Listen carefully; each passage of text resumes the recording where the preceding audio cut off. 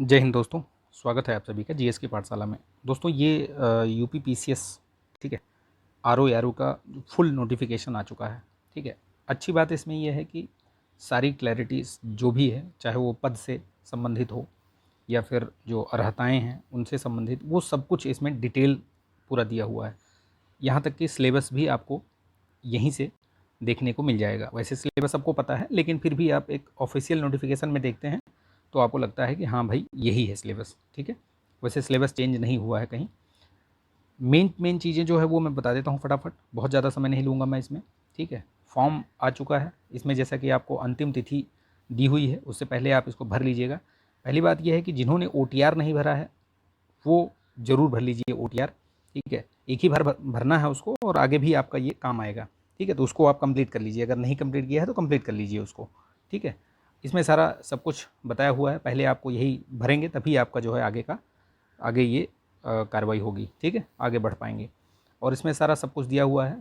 ठीक, आप इसमें जो भी अगर कुछ त्रुटियां हैं तो उसको भी आप मॉडिफाई कर सकते हैं बाद में, उसको हाईलाइट करके दिया हुआ है। ठीक है, पूरा दिया हुआ है इसमें, देखिए ये सारा सब कुछ दिया हुआ है।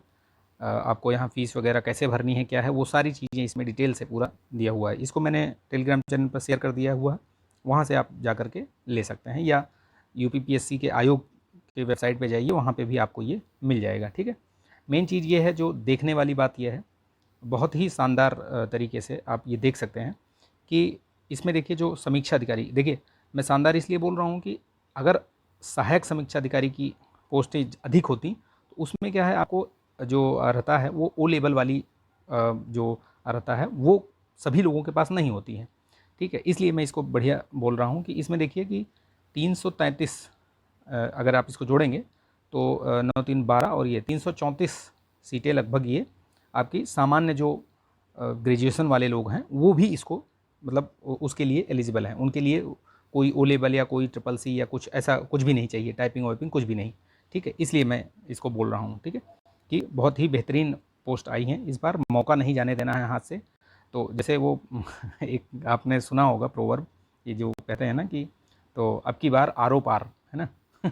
तो ये अब की बार आपको अपनी सीट निर्धारित कर लेना है, बेहतरीन तरीके से स्ट्रेटजी बनाइए। आज शाम तक या कल आपको एक बेहतरीन स्ट्रेटजी बताऊंगा, उस पर आप सेल्फ स्टडी करके ही अपनी जो सीट है वो पक्की कर सकते हैं। ठीक, बहुत सारी चीज़ें मैंने बता भी रखी हैं ऑलरेडी, चैनल पर पड़ा हुआ है जो वीडियोज़ वगैरह जो भी है, अगर आप उससे देखेंगे तो आपका जीएस बहुत बेहतरीन तरीके से तैयार होगा। ठीक, तो देखिए इसमें सब कुछ ये दिया हुआ है, वेतनमान वगैरह ये सब दिया हुआ है, इसमें बताया गया है कि कहाँ से कहाँ तक क्या है। ठीक है, ये देखिए आपको ये मोटिवेशन देगा आपको।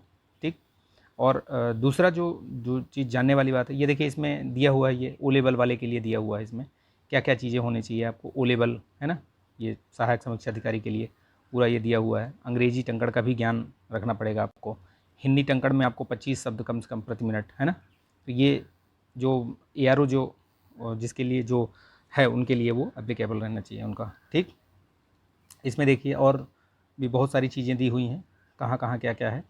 तो बेसिकली ARO के लिए ही स्पेशल है, बाकी तो सभी के लिए सेम ही है इसमें।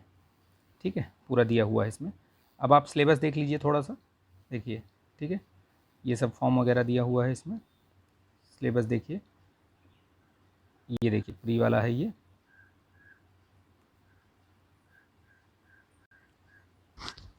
तो ये आप देख लीजिए, इसमें जो प्री वाला ये है, प्रारंभिक परीक्षा हेतु जो पाठ्यक्रम है ये देख लीजिए, 140 नंबर का आपका ये। ठीक है, वस्तुनिष्ठ GS रहेगा, GS में ये क्या क्या चीज़ें हैं वो आप देख लीजिए पूरा। ठीक है, उसके बाद हिंदी आपका 60 नंबर रहेगा, बहुत ही महत्वपूर्ण जो रोल है वो हिंदी का रहता है। इसमें लोग 58-59, यानी कि अगर आयोग ने कुछ गलत नहीं किया आंसर या कुछ इधर उधर नहीं हुआ तो लोग 60-60 नंबर लेकर आते हैं। ठीक है, 59-60 इस तरीके से। तो ये आप अपना उद्देश्य या अपना लक्ष्य बनाकर चलिए कि 55+ आपके नंबर आने चाहिए सही। ठीक है, यकीन मानिए कि उसके बाद फिर आपको आपका प्री कोई नहीं रोक सकता है। और यही सारे टॉपिक जो है आपके मेंस में भी आते हैं। ठीक है, पर्यायवाची, विशेषण, विशेष, तद्भव, तत्सम, अनेक शब्दों के एक शब्द। ठीक है, वाक्य एवं वर्तनी शुद्धि, विलोम, तो ये आपका उसमें भी काम आएगा। ठीक है, ये 200 अंक का होता है, इसमें आपको ये सारे ऑब्जेक्टिव रहेंगे। अब आती है जो मुख्य परीक्षा, तो मुख्य परीक्षा के लिए देखिए कि आप इसमें मुख्य परीक्षा हेतु सामान्य अध्ययन के लिए 120 प्रश्न क्वेश्चन जो होंगे, ये 120 प्रश्न ये आपके ऑब्जेक्टिव होंगे, ठीक है। इसके बाद जो एक सब्जेक्टिव टाइप का होगा, जो हिंदी का ही होगा, हिंदी का जो गद्यांश, शीर्षक, सारांश ये सब होगा। और आपका इसमें पत्र वगैरह भी रहेगा ये, ठीक है।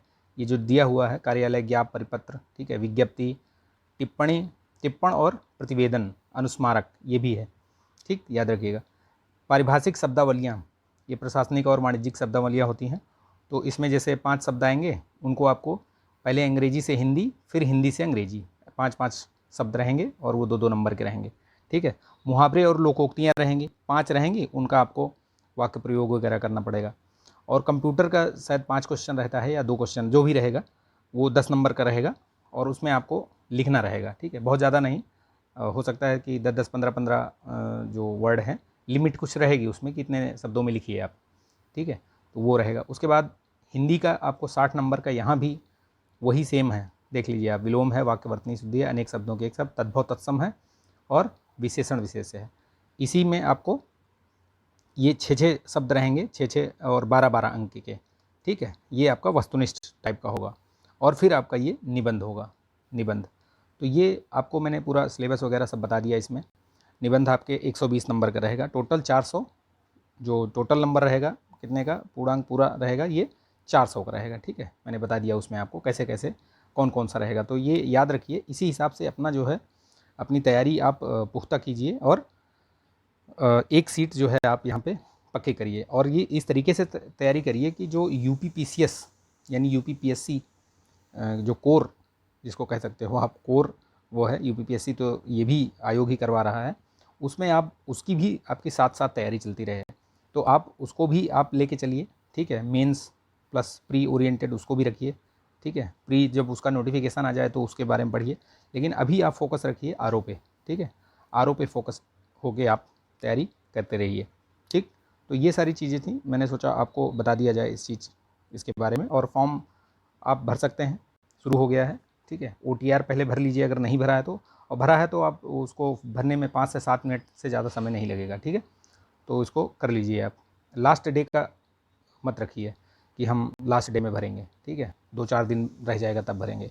अभी भर लीजिए आप फॉर्म भर लीजिए। कोई इसमें अगर आप जल्दी भर लेंगे तो भी कोई दिक्कत नहीं है, और 2-4 दिन आगे पीछे भरेंगे तो भी। ये ऐसा मत करिएगा कि लास्ट में साइट क्रैश कर जाए और आप भर ना पाएँ, फिर आप परेशान होते घूमें, ठीक। इतना बेहतरीन मौका आप जाने नहीं देना है हाथ से, ठीक है। तो देखते रहिए, चैनल पर बने रहिए, बहुत सारी चीज़ें, बहुत सारी जानकारियाँ, बहुत सारी जो पढ़ाई से संबंधित चीज़ें हैं वो मैं आपको शेयर करता रहूँगा, ठीक है। लाइक कीजिएगा वीडियो को, शेयर कर दीजिएगा। जय हिंद।